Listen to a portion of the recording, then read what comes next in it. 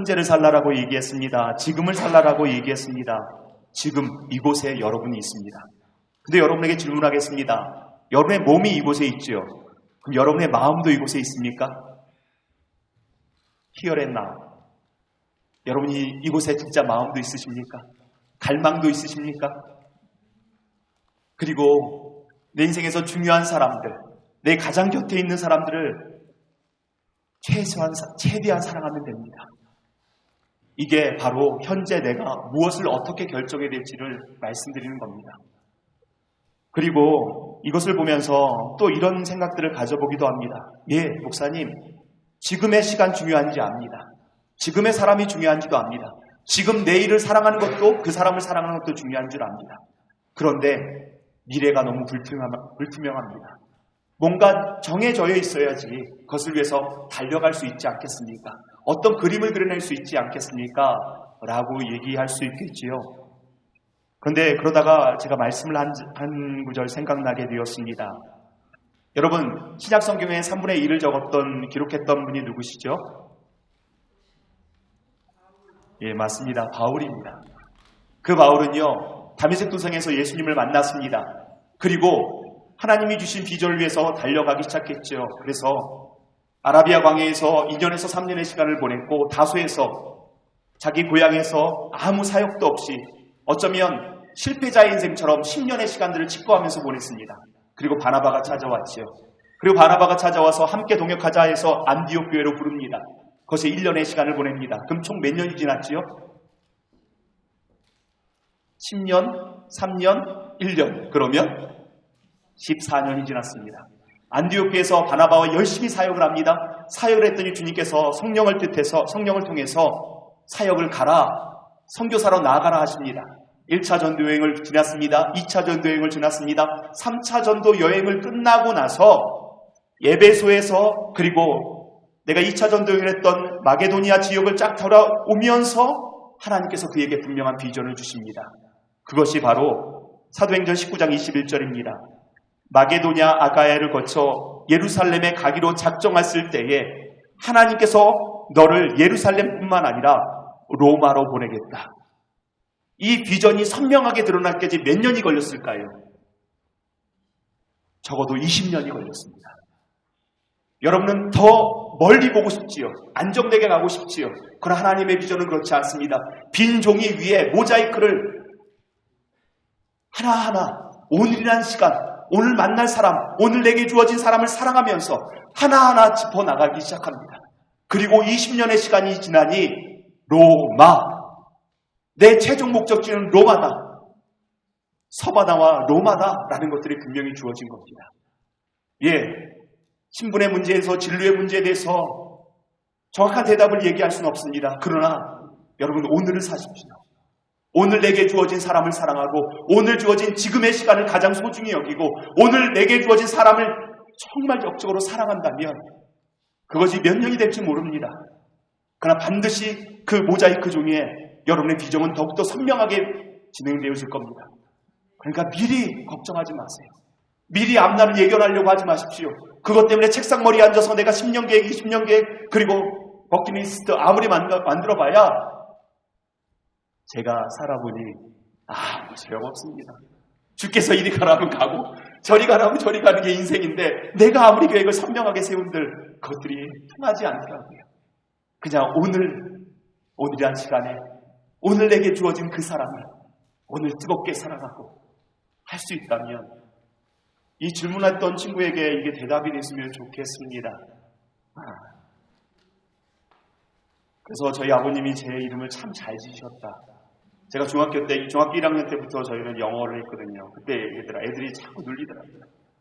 야, 현재 진행형, 미래, 그러고 그다음에 과거, 너희 형은 과거 완료형이냐, 과거 시제냐, 막 이렇게 놀리더라고요. 그래도 아버지한테 말씀드렸더니 아버지께서 말씀하신 것이, 현재는 남자니까 현실에 충실하며 살아라. 미래는, 제 동생 이름이 미래라고 말씀드렸죠. 미래는 여자니까 미래에 대한 꿈을 갖으면서 살아라. 그리고 셋째를 지으시려면 현재 미래는 영원하다. 라는 것들을 딱 정하고 나니까 애들이 놀려도 의미를 아니까 별로 거기에 신경 쓰지 않게 되더라고요. 그리고 이름답게 살아가려고 합니다. 아버지께서 제게 주신 이름이니까 오늘 현실에 내게 주어진 사람을 뜨겁게 사랑하고 원없이 사랑하고 절대 포기하지 않고 그 자리가 어느 자리가 그것이 내가 여태까지 했던 격에 맞지 않는다 할지라도 내 경험에 그런 스펙에 맞지 않는다 할지라도 그곳에 하나님이 내가 보내시는 곳이라면 오늘 그 사람을 사랑하기로 결정하는 겁니다. 그리고 언젠가 여러분의 흰 종이 위에 모자이크는 쌓여서 선명한 비전이 드러나겠죠. 그때 반드시 여러분은 하나님의 영광을 드러낼 사람들이 되어줄 줄 믿습니다. 두 번째 질문은 하나님의 은혜를 사모하고 싶습니다. 하나님의 뜻을 알고 싶습니다. 하나님과 동행하고 싶습니다. 라고 얘기했습니다. 저는 이것을 역시 오늘과 연결해서 좀 말씀드리고 싶습니다. 이미 제가 샌디에고 한빛교회 대학부 친구들하고 같이 사역했음을 여러분에게 말씀을 드렸습니다. 대학부 친구들하고 저희는 제로익, 9월달이 제로익입니다. 신입생들이 들어올 때입니다. 모든 신경이 날카로워져 있습니다. 네, 리더들과 함께 3개월 전에 전략회의를 하러 갑니다. 전략회의를 가서 2박 3일을 딱 지내는데 얘네들이 7시에 회의를 시작해서 새벽 3시까지 회의를 하는 거예요. 그리고 어떻게든 그 제로익 때 더 많은 신입생들을 얻기 위해서 그리고 유학생들을 얻기 위해서 그리고 또 어떻게 하면 또 바일링거 친구들을 어떻게 하면 같이 동역할 수 있을까라고 하면서 전략했거든요. 그 전략회의를 하는데 너무 뿌듯한 거예요. 한국에서 볼 수 없는 현상이었습니다. 너무 자랑스럽게. 근데 한날 KCC에서 한 분이 오셔서 강의를 해주셨는데 제가 그분한테 자랑했죠. 우리 애들이 제로유익을 위해서 7시부터 3시까지 정말 그 전략회의를 하면서 얼마나 열심히 준비하는지 너무 놀랐습니다. 했더니 그 목사님이 저를 쳐다보시더라고요. 목사님, 한국에서 기도 많이 하셨던 분이시죠? 예, 그렇죠. 아무리 많은 계획과 아무리 많은 전략을 모아도 하나님이 한번 살짝 웃어주시면 다 끝나버립니다. 그 시간에 기도하도록 만드십시오. 얼마나 창피했는지. 그리고 자신이 얘기를 하더라고요. 자기가 가끔씩 기도원을 가는데 기도원에 한국의 목사님들이 장로님들이 너무나 많이 오신다고 합니다. 그리고 그분들이 오셔서 양복 쫙 차려입고 그 다음 음식 기가 막히게 딱 하고 좋은 차 쫙 타고 와서 멋있게 회의하고 딱 돌아가신다고 하시더라고요. 그런데 스페니시들로 와서 뜨겁게 기도하고 밤이 새도록 기도하고 돌아간다고 합니다. 영적인 판도는 이미 한국에서 스페니시로 바뀌었습니다. 많은 회의와 전략이 필요하지 않습니다. 목사님도 아시지 않습니까? 하나님이 한 번만 웃어주시면, 한 번만 우리를 돌아보시기만 하면 그 모든 것들을 상황을 완전히 압도해버린다는 걸 알고 계시지 않습니까? 기도의 중요성을 그래서 저는 잘 알고 있습니다. 기도에는 이런 능이 나올 수 없습니다. 그래서 이 밤을 기대하는 겁니다. 그리고 또 한 가지의 경험이 있습니다. 그 한 가지 경험은 제가 새벽마다 새벽 기도를 위해서 이제 차량을 돌았습니다. 부교육자 차량을 돌고 있는데 용인이란 서천이나 지금은 영통으로 신도시가 되었는데 거기에 한 12월, 1월 때 정말 눈이 많이 쌓입니다. 눈치운이라고 너무 힘듭니다. 그런데 이 새벽 기도마다 빠지지 않고 오는 집사님이 여자 집사님이 있어요. 여자 집사님이 오신다는 건 괜찮겠죠. 그런데 등에 아이를 업고 양쪽에 아이를 손을 잡고 새벽마다 오시는 거예요. 너무 안쓰러운 거예요.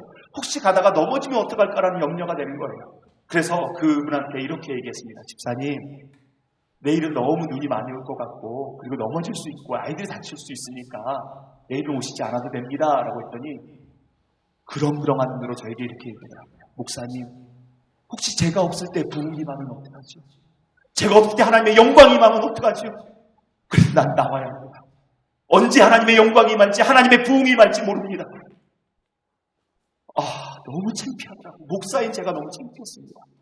나는 그분을 배려한다고 생각했는데 그분은 그 은혜를 사모하는 것이 가득 차 있더라고요. 이것이 두 번째 경험입니다. 세 번째 경험은 이제 10년의 영통에서 사역을 마치고 이제 다른 사역지로 이동하는 동안 한 2주 정도의 시간이 남았습니다. 제가 꼭 가보고 싶은 교회가 있었습니다. 그 교회를 딱 갔습니다. 분당에 있는 교회인데 딱 보니까 학교를 빌려서 합니다. 그래서 딱 오자마자 목회자를 딱 보면 어떤 흐름인지를 다 파악하게 됩니다. 주보 먼저 쫙 봅니다. 주보의 순서가 어떻고, 그 다음에 그리고 다음 세대는 어떤지 다음 세대 보고, 그 다음에 또 주차 시설은 어떻게 되고, 그 다음에 과연 강당을 빌렸을 때 얼마나 이 사용도가 있는지, 그리고 또 주차위원들은 어떻고, 이런 것들을 다 봤어요. 다 보면서, 주보를 보면서 과연 이런 거 하고 딱 이러고 있는데, 그리고 나름대로 이 교회를 분석해내려고, 그리고 내가 닮아가려고 분석해내려고 하는데, 딱 부교육자가 한 분이 딱 섭니다.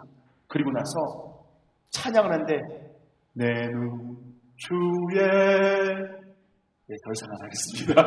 영광을 보내. 딱 하는데, 갑자기 압도되게 쫙 빨려 들어가는데, 예배 시간이 끝나버렸어요. 이게 압도하는 거구나. 나는 전략적이고, 계획적이고, 그리고 또 어떻게 흘러가는지 이 프로그램을 보려고 왔는데, 하나님의 임재가 임하니까 나도 모르게 흑백되기 시작하더라고요. 그리고 나서 내 안에 다시 한번 회복되어지는, 영적들이 회복되어지는 것들을 보게 되었습니다. 마지막 네 번째는요, 미국에 왔습니다. 미국에 잘 나간다는 교회들을 다 다녔습니다. 예배의 분위기를 보고 싶어서, 예배 가운데 이 압도한 은혜를 경험하고 싶어서, 이왕 주님께 쓰임받을 것 제대로 쓰임받고자 하는 열망이 있었습니다. 그리고 한 교회를 갔어요. 헐리우드에 있는 교회인데 딱 갔습니다. 갔더니 조명이 다 꺼져 있어요. 다 꺼져 있고 한 1000명 정도가 쫙 앉더라고요. 그리고 여기 앞에 찬양팀이 있는데 찬양팀의 얼굴이 안 보여요. 다 어둡게 하더라고요. 그리고 찬양을 쫙 하는데 2시간이 끝나버렸어요. 예배 시간 2시간 동안. 그리고 중간에 성찬식을 딱 하는데 여기 성찬위원이 없더라고요. 옆에 딱 성찬 놔두고 줄 서가지고. 그러나 스태프들이 쫙 서가지고 함께 기도하면서 성찬식만을 위해서 기도하더라고요. 목사님 설교가 1시간 하시더라고요. 제가 잘 못 알아듣는데 뭔지 모르게 흑익돼 버렸어요. 완전히. 그리고 나 성찬식을 딱 하는데 엉엉 울면서 기도했던 시간들을 기억합니다. 그래서 샌디에고 한빛교회도요, 예배를 그렇게 바꿨어요. 제 마음에 꿈이 생기면, 제 마음에 보기 시작하면 반드시 그 현실로 되어지더라고요. 저는 이 밤에 여러분 가운데 그런 흥분들이 있었으면 좋겠습니다. 여러분 가운데 그런 사모함들이 있었으면 좋겠습니다. 압도한 은혜를 사모하는 것, 내가 인생 가운데 내가 서 있는 자리는 도저히 비전이 안 보이고 도저히 불가능하고, 그리고 앞날에 대해서는 걱정과 근심밖에 없을지 모르지만, 그리고 이것을 해결하려고 나름대로 열심히 공부도 해보고, 그리고 여러 군데 내가 이력서도 내보고 한다 할지라도요, 그렇게 최선을 다하고 몇 달을 고생해도요, 하나님이 한 번 웃어주시면 한순간에 뻥 뚫어지기 시작합니다. 여러분 가운데 그런 사모함을 합니다. 2가지 말씀드렸습니다. 첫째는 오늘 이 자리에 함께 동역자들과 함께 기도하기로 결정하죠. 2번째는 주님 압도하게 임하여 주옵소서. 여태까지 경험할 수 없는 것, 여태까지 가늠할 수 없는 것, 내가 상상할 수 없는 그 은혜를 부어주옵소서. 이런 사모한 마음들이 있기로 결정하시고요. 그러면 딱 어떻게 해야 되면요, 겉옷벗으세요. 딱 벌써 자세가 먼저 내가 말씀 안 듣기로 결정합니다.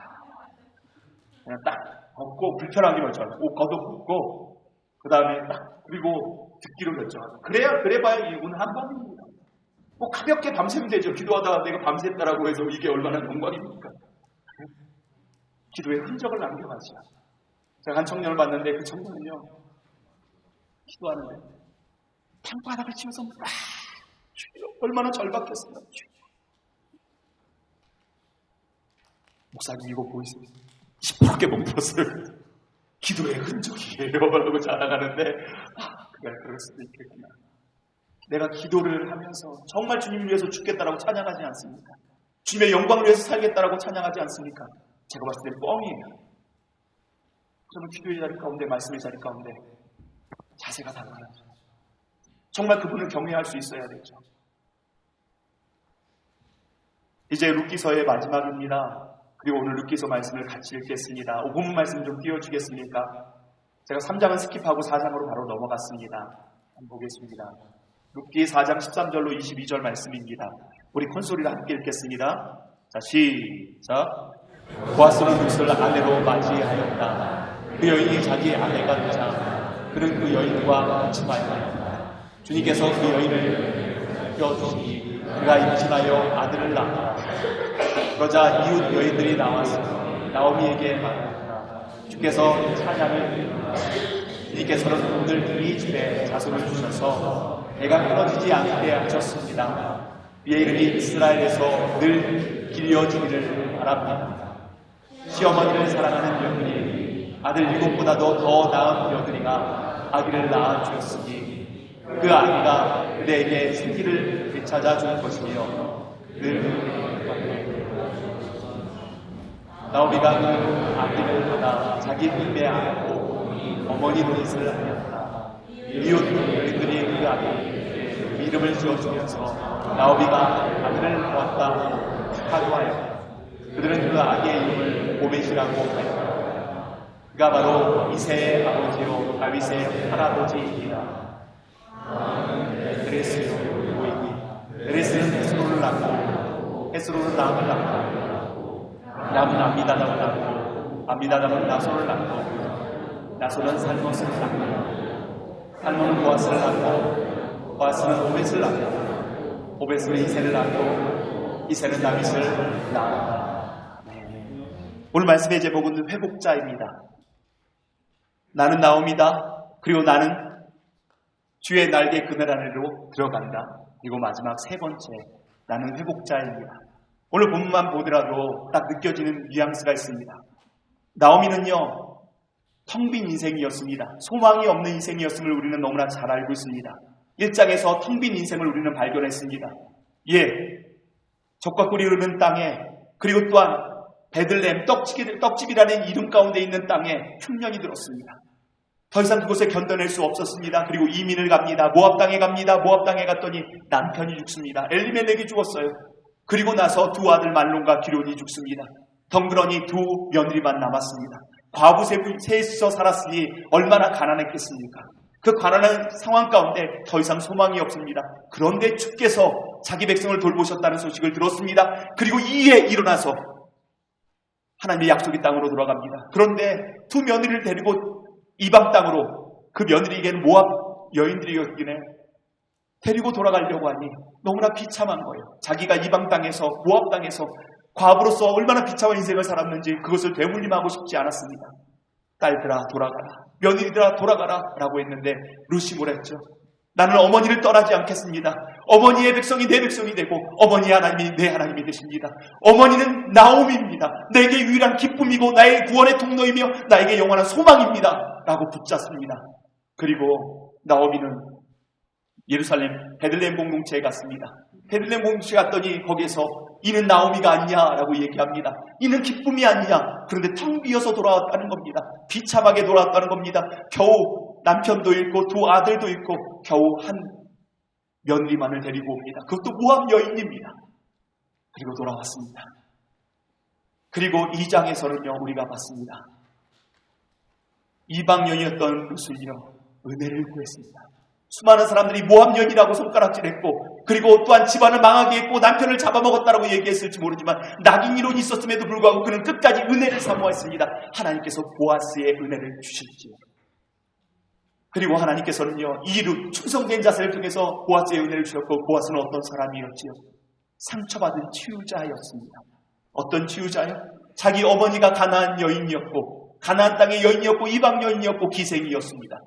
그리고 그 이방 여인이 얼마나 비참한 인생을 살 수밖에 없었는지 그럼에도 불구하고 주의 날개 아래 숨었던 것처럼 그리고 주님이 그를 보호하셨던 것처럼 그리고 내가 이 땅에 태어났던 것처럼 보아스가 태어났던 것처럼 룻 역시 하나님의 보호 아래로 온 하나님의 날개 그늘 아래 보호받으러 온 그였기에 그를 보아스가 자기의 날개로 품기 시작합니다. 그는 상처가 많았지만 결국 주의 날개 그늘 안에서 회복을 경험했습니다. 그리고 또한 또 다른 사람들을 품어낼 수 있는 사람들이 되었죠. 그리고 여러분에게 스토리를 말씀드리지 못했지만 주의 날개 아래 숨으러 왔는 룻이 있습니다. 그리고 이제 어머니한테 갑니다. 어머니한테 이렇게 얘기합니다. 어머니가 먼저 묻습니다. 시어머니가 묻죠. 나오미가 묻기를 룻에게 묻기를 어디에서 곡식을 주셨니? 이삭을 주셨니? 그리고 누구에게 또 손대를 받았니? 했더니 이렇게 얘기합니다. 우연히 마침 보아스의 집으로 갔고 보아스의 추수 장소로 갔고 거기서 또 보아스를 받고 보아스가 내게 고용을 책임져 줬고 복지를 책임져 주었고 뿐만 아니라 내게 그 모든 것들을 선대받았기에 내가 그 은혜를 입었습니다. 그때 나오미의 눈이 반짝 빛납니다.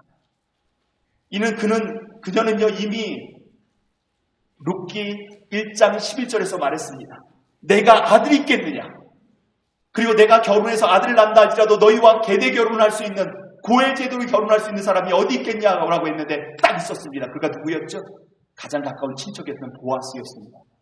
그리고 이 보아스를 통해서 너는 남편을 얻을 수 있다. 하나님의 약속대로 반드시 얻을 수 있다라고 자신 있게 얘기합니다. 그것이 3장입니다. 그리고 룻에게 약간은 무리한 부탁을 합니다. 옷을 잘 차려입고 깨끗하게 입고 좋은 옷 입고 그 다음에 옷을 깨끗하게 하고 그 보아스가 추수 때를 마치고 침대에 누웠을 때 살짝 그 밑에 들어가라. 이게 며느리에게 시어머니가 할 얘기는 아니겠죠. 그런데 그때 당시의 문화는요 그것이 청혼의 한 방법이었다라고 얘기합니다. 어머니의 말씀에 따라서 그대로 누웠습니다. 보아스가 깜짝 놀랐습니다. 그러면서 웬 여인이냐라고 물었더니 저는 당신의 날개 아래 숨기 위해서 온 룻입니다. 이방 여인 룻입니다. 당신이 나의 기업 물을 자입니다. 저의 기업을 물러주십시오. 기업의 회복자가 보아스입니다라고 얘기합니다. 그랬더니 그 자리에서 보아스가 일어나서 룻에게 이렇게 얘기합니다. 내가 분명히 기업 물을 자이긴 하지만 나보다 먼저 기업 물을 자가 있다는 겁니다. 이미 보아스는요 룻에 대해서 너무 좋게 여겼습니다. 그는 이미 권세를 가진 사람입니다. 돈을 가진 사람입니다. 충분히 그것을 스킵하고 나서라도 그 룻을 취할 수 있었습니다. 그럼에도 불구하고 하나님의 말씀을 기억했습니다. 하나님의 말씀은 스킵되지 않습니다. 하나님의 말씀은 하나님의 방법대로만 해야 합니다. 하나님의 방법의 과정들이 꼭 필요하다는 것을 기억하시기 바랍니다. 결과만 좋지 아니요. 그리스도인들은 과정이 좋아야 합니다. 그리고 말씀에 순종해서요. 성문 앞에 딱 거합니다. 성문 앞에 서서 장로들을 부릅니다. 그리고 바로 기업 물을 자, 나오미의 룻의 기업을 물을 자가 기업의 목자가 딱 옵니다. 그리고 그에게 이렇게 얘기합니다. 나오미의 기업을 물을 의향이 있느냐? 그에게 땅이 조금 있는데 그것을 물을 기향이 있느냐라고 했더니 이 이름이 뭔지 아십니까? 아무개입니다. 성경에 아무개라고 기록해요. 얼마나 쓸모없는 사람이었으면 아무개겠습니까? 성경에서 아무개라는 이름을 처음 들어봤습니다. 예, 아무개에게 묻습니다. 그랬더니 자기에게 유익이 되기 때문에 내가 나오미의 기업을 내가 받겠습니다. 라고 딱 합니다. 그럼 어떻게 되죠? 룻과 다시 결혼할 수 없는 겁니다. 더 먼저 그것들이 수순이 있기 때문에요. 그런데 더 얘기를 합니다. 땅을 기업으로 얻을 수 있지만 반드시 그 룻과 결혼해서 그 기업을 다시 회복할 수 있는 사람이 되어야 합니다. 라고 얘기했더니 바로 싹 돌변해서 내게 유익이 되지 않고 내게 손해가 되는 것이기 때문에 난 이것을 거절합니다. 라고 얘기합니다. 그리고 나서 난 이걸 포기합니다. 라고 하면서 그때 당시에 언약으로 신발을 벗어서 그것들을 내려놓게 됩니다. 그러면 그 다음 기업의 회복자는 누가 되죠? 보아스가 됩니다. 그리고 보아스가 룻에게 가서 정식으로 청혼을 합니다. 그리고 결혼을 합니다. 그리고 어떻게 됐죠? 아이를 낳게 돼요. 근데 이 아이를 딱 낳는데 이 아이를 향해서 이렇게 외칩니다. 나오미가 외치기를 이는 나의 회복자라고. 이는 나의 회복자라고. 그리고 한번 말씀을 보니 우선 먼저 13절 말씀 한번 보겠습니다. 13절입니다. 13절 같이 읽겠습니다. 자, 시작.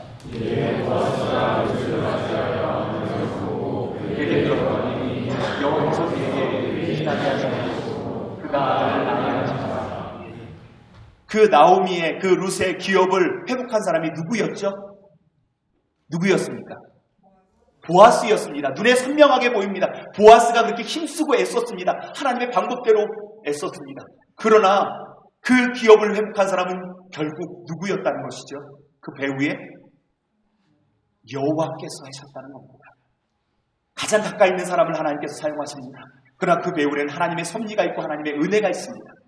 그냥 가까이 있는 사람들을 쓰임받는 것이 아니라 하나님의 섭리와 하나님의 은혜가 있기 때문에 그 사람을 우연히 마침 붙여주시는 겁니다. 그리고 사람들에게 고마울 뿐만 아니라 그 고마움 너머에서 하나님께서 역사하신 것을 통해서 하나님께 영광 드릴 수 있는 것이 우리의 모습이어야 될 줄 압니다. 그런데 여기에 이해라는 표현이 있습니다. 이해는 무엇일까요?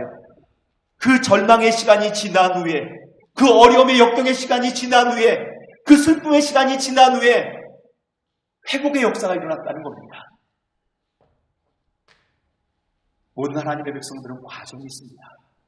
과정 없는 결과는 없습니다. 예수 그리스도의 십자가가 있으니 부활의 영광이 있는 겁니다. 고난 없는 부활의 영광이 없다는 걸 꼭 기억하시기 바랍니다. 강하고 담대하십시오. 하나님의 백성들이요, 하나님께서 여러분과 함께 할 것입니다. 그 고난 중에서도 여러분이 넉넉히 그것을 감당할 힘을 공급하실 것입니다. 세상과 맞짱 뜰 수 있는 것이 그리스도인들입니다. 근데 이 고난의 시간들이 너무 길게 느껴지고 너무 좌절되게 느껴질 때 우리는 어떻게 해야 될까요? 그 고난의 시간을 견뎌내야 합니다. 무엇을 기억하며? 이 고난은 과정이지 결과가 아니다. 반드시 이 고난이 거친 후에 하나님께서 은혜를 우리에게 부어줄 것이다 라고 여기는 겁니다. 그리고 그 시간을 기다리는 겁니다. 저는 그 시간을 기다리는 데서 여러분에게 몇 가지 팁을 드리도록 하겠습니다. 어쩌면 여러분에게 진로를 앞두고 그리고 막연한 불안한 미래에 대해서 여러 가지 걱정과 근심이 있죠. 그때 여러분은 누구라고요? 여러분은 나옵니다. 여러분은 하나님의 기쁨이고 하나님의 통로고 하나님의 손이 결코 여러분을 놓지 않으시고 하나님의 작품입니다. 여러분이 뭘 했기 때문에가 아닙니다. 뭘 지녔기 때문이 아닙니다. 어떤 내가 스펙을 가졌나 어떤 신분을 가졌나가 중요한 것이 아닙니다. 여러분 존재 자체가 여러분이 나옴이라는 걸 믿으십니까? 아멘! 이걸 회복하십시오. 먼저 존재 자체를 회복하십시오. 거기서부터 도잉은 나옵니다. 도잉을 했기 때문에 내가 존재가 빛나는 것이 아닙니다. 내가 어떤 대학을 나왔기에, 내가 어떤 직장에 갔기에, 어떤 연봉을 받았기에 내 존재 자체가 빛나는 게 아니라 여러분 존재 자체가 존귀한 사람입니다. 여러분 누구 닮았죠? 하나님 닮았지 않습니까? 하나님의 형상입니까? 그 부모님 닮은 것도 맞아요. 그런데 성경이 말씀하는 건 분명히 하나님 닮은 사람입니다. 그러니 하나님이 책임져 주시죠. 여러분에게 수수께끼를 하나 내겠습니다. 예수님께서 십자가에 못 박혀 죽으셨기 때문에 여러분이 존귀한 자가 되었습니까? 아니면 여러분이 원래 존귀했기 때문에 예수님이 십자가에서 죽으실 수밖에 없었습니까? 첫 번째,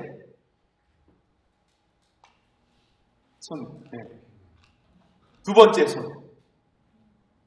문맥을 읽어내면 어떻게 됐죠? 나머지 분들은 뭐 이렇게 이렇게 대충 넘어가려고 하는 건가요? 정확히 표현하시죠. 네? 다시 한번 못 들은 걸로 하겠습니다.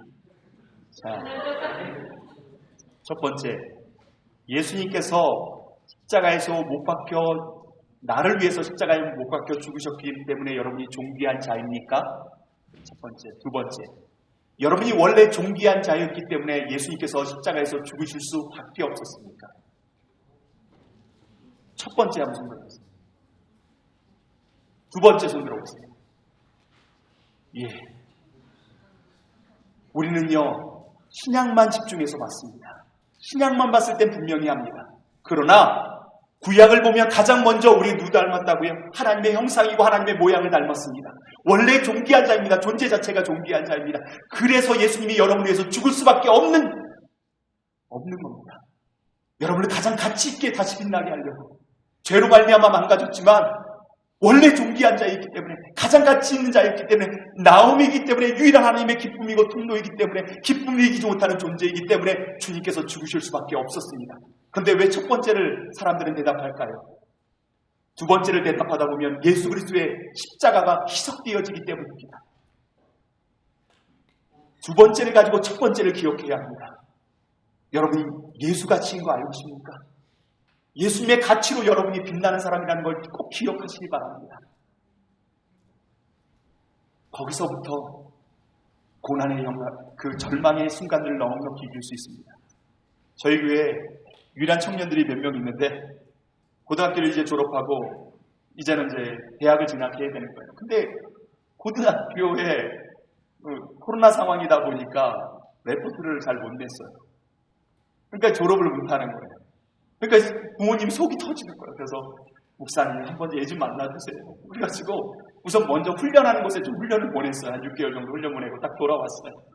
그리고 나서 이제 어떤 훈련을 받았는지 BTS 훈련을 받게 했어요. 어차피 뭐 진로도 안 되고 그다음에 고등학교 이제 졸업도 안 된 상태이니까 6개월 동안 가서 BTS 훈련 받자. 그래가지고 3개월 훈련 받고 3개월 이제 전도 여행하고 왔어요. 그래서 그 친구를 딱 한 달 정도 지났는데 그분이 그 부모님이 오셔서 이렇게 얘기하는 거예요. 옛날과 똑같아졌어요. 조금 다르다고 생각했는데 옛날과 똑같아졌어요. 마치 군대 갔다 온 친구들이 있으십니까? 네, 군대 갔다 군기 딱 들고 3개월 지나면 일반으로 돌아가시요. 뭐 그런 것처럼 그래요. 그래서 제가 그 친구를 만났어요. BTS에서 뭘 배웠니? 그리고 생활은 어떻게 했니? 쭉 얘기하더라고요. 근데 가끔씩 내가 예수님을 믿으면서 가끔씩 이런 생각 들지 않니? 늦잠 자지, 진로에 대한 아직도 고민도 안 하지, 밤늦게까지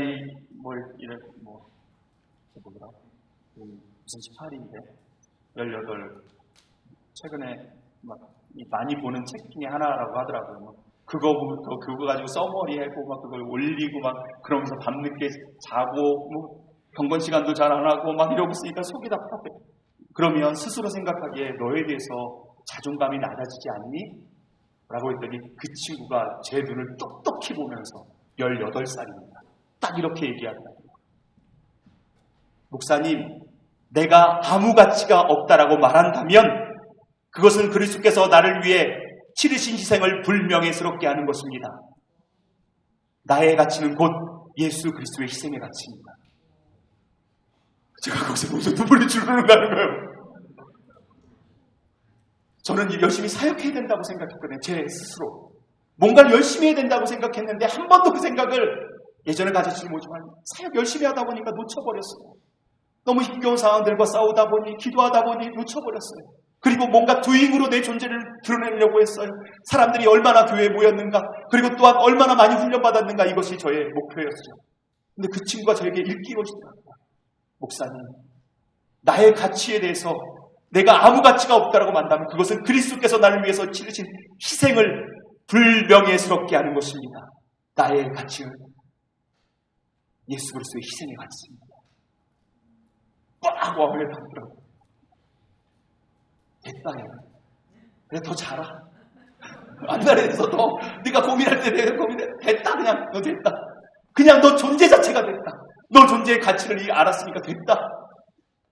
그리고 대학교 들어갔고, 또 열심히 대학생활 열심히 하고 있어. 1년이 지났어요. 열심히 하고 있더라고요. 다시 한번 여러분에게 부탁하겠습니다. 여러분은 예수 같습니다.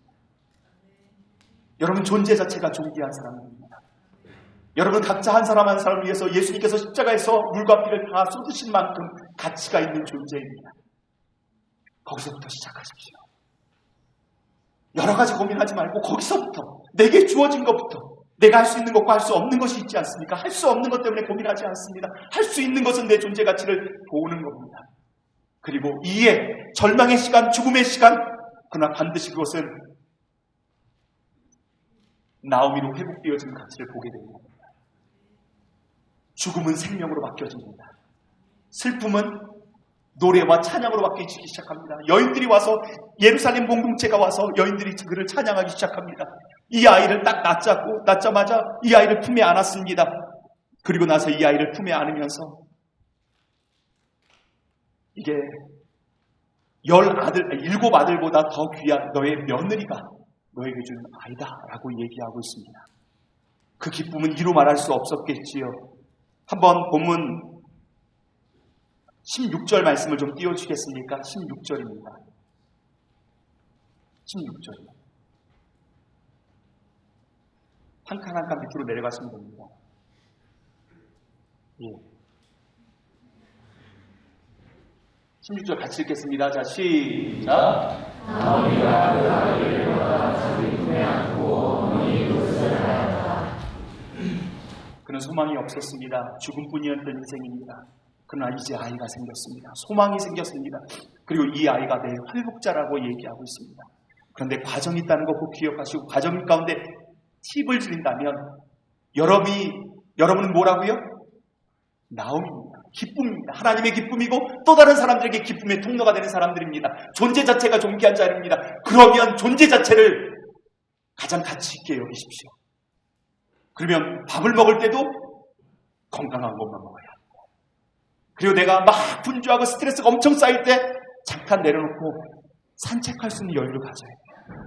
그래도 난 존귀한 자이다. 난 소중한 자이다. 그리고 집에서 밥, 그냥 라면 대충 끓여 먹을 때도 라면 끓여 먹을 때도 어떻게 끓여 먹어야 되죠? 집에서 굳이 초를 하나 찾으세요. 그리고 라면을 딱 끓고 꼭 필요한 건 그 위에 라면에 그 위에 파 송송송송 해가지고 올려놓고 계란 딱 달걀 딱 해가지고 가장 내가 예쁘게 생각한 그릇에 혼자 하나가 내 할지라도 딱 담아서 음악 틀어놓고 우아하게 드십시오. 왜? 난 하나님의 작품입니다. 왜? 난 하나님의 형상입니다. 주님께서 이렇게 얘기하시죠. 내 이웃을 모처럼 사랑하라고요? 내 몸과 같이 나를 사랑할 수 있을 수 있고 이기적이라는 걸 얘기하지 않습니다. 자존감을 높이라는 겁니다. 그리고 일부러 시간을 내서 산책을 할 수도 있고요. 그리고 마음에 안 들고 이럴 때마다 저는 거울을 잠깐 보면서 이렇게 합니다. 이야, 너 잘생겨졌다! 혼자 한다고, 혼자. 스트레스 엄청 받고 막 그러면 그냥 보고 웃는 겁니다. 하나님께서 너를 통해서 새로운 일을 행하실 거야. 넌 존재 자체가 가장 귀한 존재야. 누가 봅니까? 집에서 혼자 하는데 그게 무슨 적입니까? 그만큼 존귀한 자입니다. 거기서부터 시작하십시오. 그리고 하나님께서요, 그 과정 속에서 혹시라도 사람을 만날 때 즐거운 사람 만나시는 게 더 좋을 것 같아요. 제가 여러분에게 부탁드린 것은요, 하나님과 가장 가까이 있는 사람을 만나십시오. 그럼 여러분도 그를 닮게 될 겁니다. 그리고 그 하나님의 은혜가 흘러가서 여러분 가운데 흘려보내게 될 것입니다. 여러분 낙심하게 하고 여러분을 좌절하게 하는 것은요, 그런 사람들을 만날 필요가 있습니다. 사역을 위해서 만나십시오. 그러나 그렇지 않다면 편안하게 만날 수 있고 대화 나눌 수 있고 같이 차 한잔 마실 수 있는 사람들을 만나십시오. 그리고 홀로 나를 존귀하게 그릴 수 있는 좋은 음악 들을 수 있어야 되고요. 좋은 영화 볼 수 있어야 되고. 나머지는 여러분이 알아서 선택하십시오. 제가 하는 건 그거밖에 없습니다. 좋은 잡초를 뜯는 거. 왜? 그 시간을 버텨내기 때문에.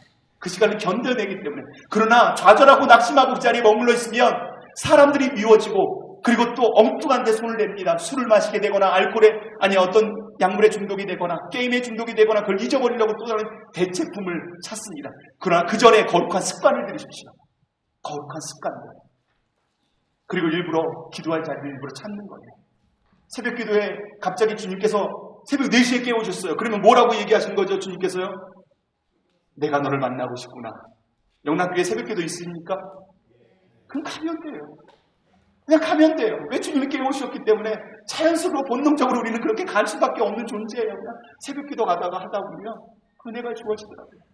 제가 나는 너무 힘들어서 너무 낙심이 되는 일들이 있어가지고 막 너무 힘듭니다. 주님하는데 한빛교회에서 저랑 같이 이제 제자 훈련도 했던 친구가 딱 왔어요. 전화가 왔는데 목사님 저 목사님이 하라고 했더니 하나님이 직장도 해결해 주셨고 그리고 하나님께서 내 문제를 해결해 주셨어요. 근데 그 친구가 그러니까 뭐 말의 종류가 있으니까 근데 약간 그것들에 이제 너무 된 거예요. 너무 눈이 빠져나올 수가 없는 거예요. 근데 진로를 앞두고 직장을 앞두고 그 다음에 신분 해결되지 않은 상태에서 직장 하려고 하니까 너무 안 되는 거예요. 그래가지고 새벽기도 한번 가자. 얘 친구가 새벽기도를 그대로 했더라고요. 20일을 약속하고 딱 갔더라고요. 그리고 나서 딱 온 거예요. 전화 왔는데 목사님 직장이 됐어요. 그리고 키로뽕이 맛이 없어졌어요. 근데 그 자체가 너무 즐겁더라고요. 내 문제가 순식간에 해결되어지더라고요. 또 다른 사람 동역자의 기쁜 얘기를 들으니까 나도 모르게 기뻐지고 내 문제가 해결되어지기 시작하더라고요. 내 문제만 함몰에 계시지 않기를 부탁합니다. 그게 과정이에요. 이해. 그리고 하나님께서는요, 아이를 함께 하십니다.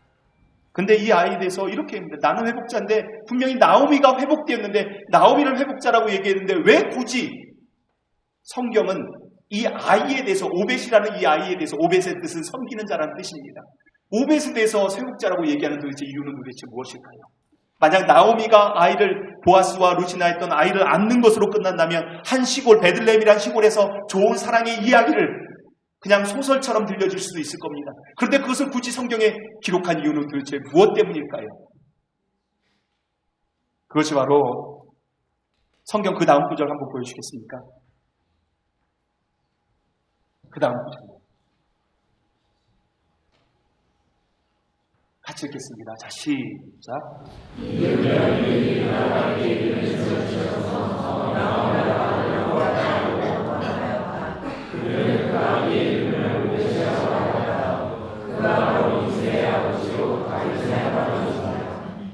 그냥 나오미로 내가 오늘 살았고 회복을 했어요.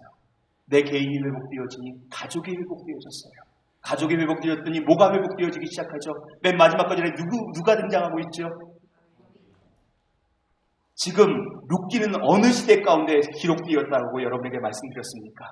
사사기입니다. 칠흑 같은 어둠입니다. 소망이 없습니다. 자기 소견에 옳은 대로 행했던 곳입니다. 그리고 자기 눈에 보이는 대로 행했더니 그렇게 비참한 인생이 되었고 비참한 이스라엘 백성들이 됐습니다. 제사장 나라의 역할을 모두 상실해버렸습니다. 되려 흡수병합되어져서 성적인 것과 물라는 것들을 느끼면서 그렇게 살아가고 있습니다. 근데 그들은 그렇게 고백합니다. 다음 구절 한번 띄워주겠습니까? 사사기서 없군요. 제가 말씀을 하겠습니다. 사사기 21장 25절 말씀에 보면 이렇게 기록했습니다. 그때 왕이 없으므로 자기 소견에 옳은 대로 행하였다. 이건 뭘 뜻하죠? 내 소견에 옳은 대로 행했던 것이 400년입니다. 칠흑 같은 어둠입니다. 더 이상 그들은 제사장 나라가 되지 못합니다. 더 이상 하나님의 기쁨도 되지 못하고 나오미도 되지 못하고 비참한 인생으로 어둠 가운데 있었습니다. 그런데 그들이 마지막 고백하는 건 우리에게 왕이 필요합니다. 그 왕은 하나님의 대리 통치자. 그게 누구죠? 그게 누구입니까? 다윗입니다. 사사기가 지나고 룻기가 지나고 그 다음이 뭐죠? 사무엘상. 그때부터 다윗이 등장하기 시작합니다. 한 사람이 나오미로 회복되었더니 그리고 이 나오미가 회복되어져서 이제는 또한 한 가정과 가문이 회복되어졌더니 그 가문을 통해서 무슨 일이 일어나죠? 나라가 회복되어지기 시작한다는 겁니다. 나는 일상의 삶을 살았습니다. 절망 가운데서도 하나님을 소망하면서 그 길을 걸어봤습니다.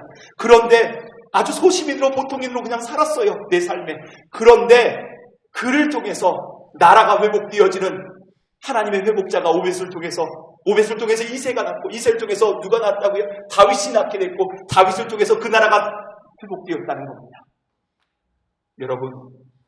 여러분의 오늘 하나님 앞에 반응하는 이 시간, 오늘 여러분이 회복되는 이 시간을 통해서 우리는 경험하지 못할지 모르지만 다음 때 반드시 한 나라를 회복하는 중심에 서게 될 줄 믿습니다.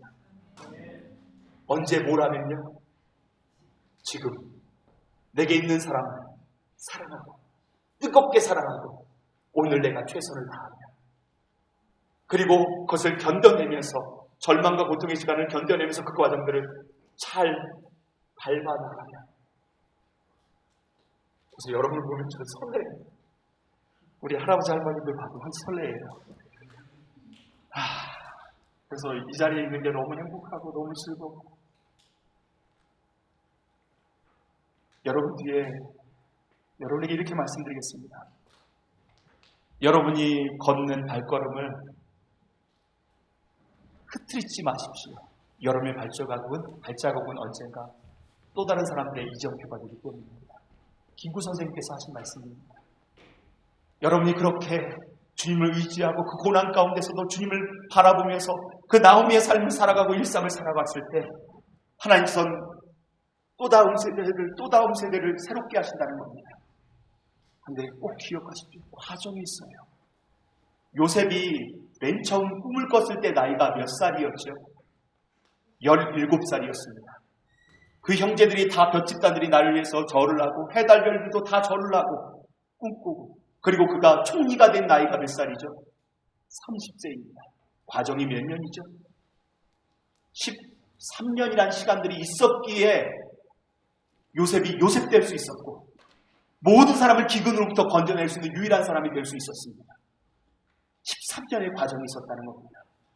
그리고 모세가 하나님의 사명자로 쓰임받을 때 그런 도망자로 40년 인생 살고 도망자 신세가 됐습니다. 그리고 이스라엘의 대출애굽의 지도자가 되었을 때 나이가 몇 살이었죠?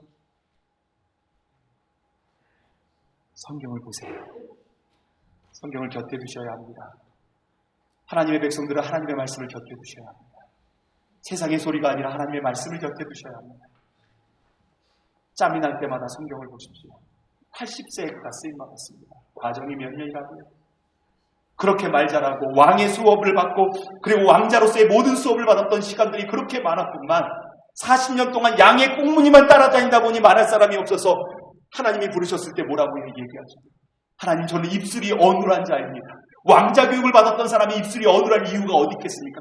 40년 동안 양 꽁무니만 쳐다보고 다녔으니 그 40년의 시간 후에 대출애굽의 지도자가 됐습니다.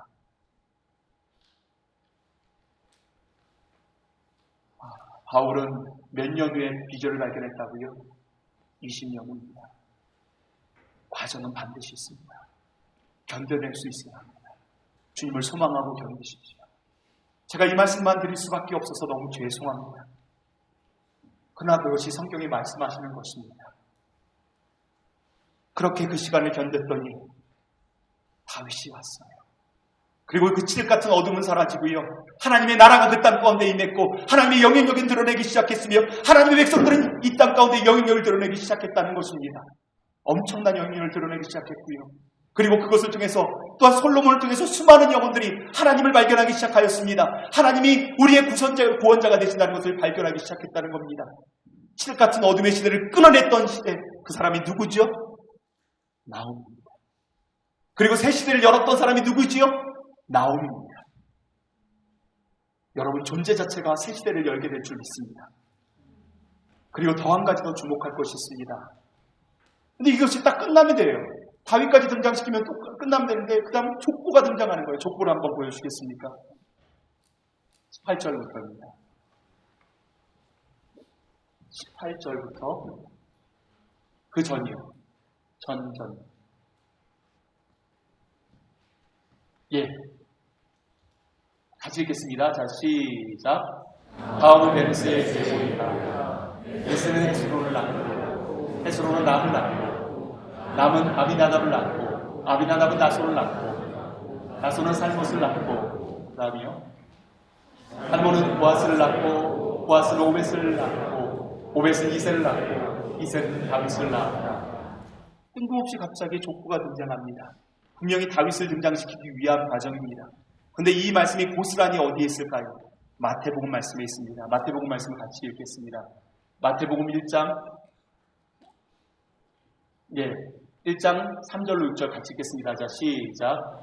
유다는 다말에게서 베레스와 세라를 낳고 베레스는 헤스론을 낳고 헤스론은 나암을 낳고 나암은 아비나답을 낳고 아비나답은 나손을 낳고 나손은 살몬을 낳고 살몬은 나압에게서 보아스를 낳고 보아스는 루색에서 오벳을 낳고 오벳은 이새를 낳고 이새는 다윗 왕을 낳으니라. 다윗은 우리아의 아내에게서 솔로몬을 낳고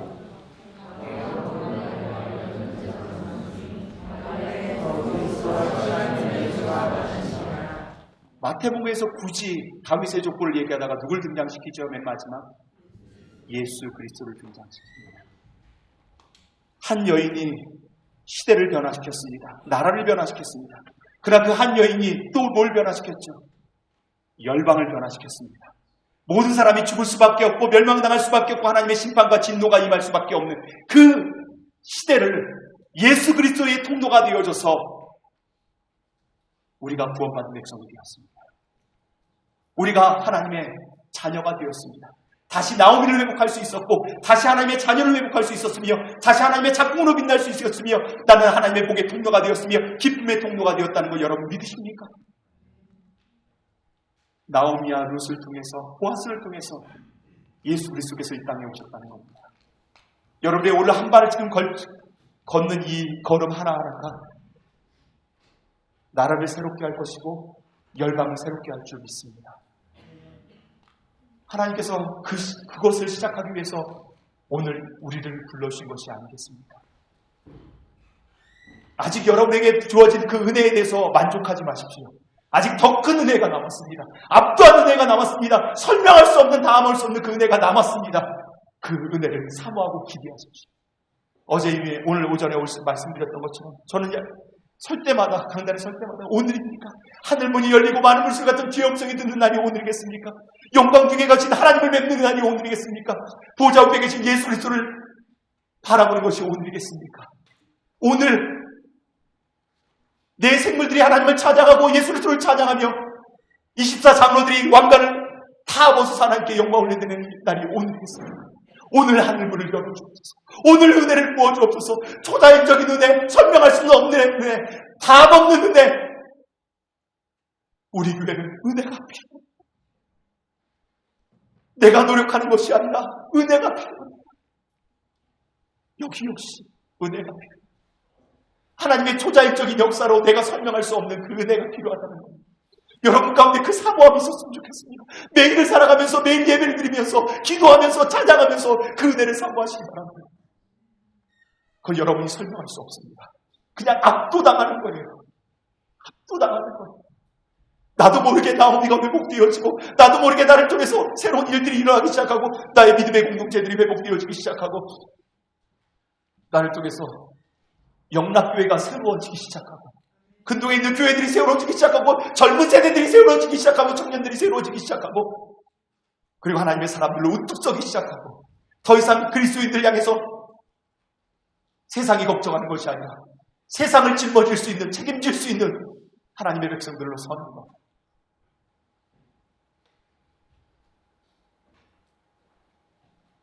컴다운.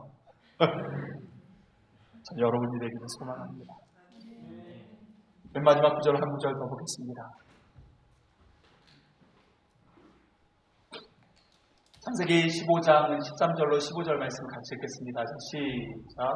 주님께서 아브라함에게 말씀하셨다. 너는 똑똑히 알고 있다. 너의 자손이 다른 나라에서 나그네 살이를 하다가 마침 내 종이 되어 400년 동안 괴로움을 받을 것이다. 그러나 너의 자손을 두살이하게 한 그 나라를 내가 반드시 원한 것이며 그 다음에 너의 자손이 재물을 많이 가지고 나올 것이다. 그러나 너는 오래오래 살다가 고이 될 것이다. 누굴 얘기하고 있죠? 아브라함을 얘기하고 있습니다. 분명히 창세기에서요, 아브라함은 12장 말씀 속에서 이렇게 얘기합니다. 너는 너의 본토 친척 아비집을 떠나 내가 지시할 곳으로 가라 합니다. 예, 따랐습니다. 지시할 때. 그리고 너는 복의 통로가 될 것이고 복의 근원이 될 것이다 라고 얘기합니다.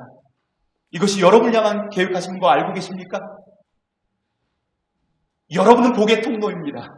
여러분은 시대를 새롭게 할 것이고 하나님의 나라를 이룰 수 있는 유일한 통로로 쓰임받게 될 줄 믿습니다. 그리고 그 길을 떠났어요.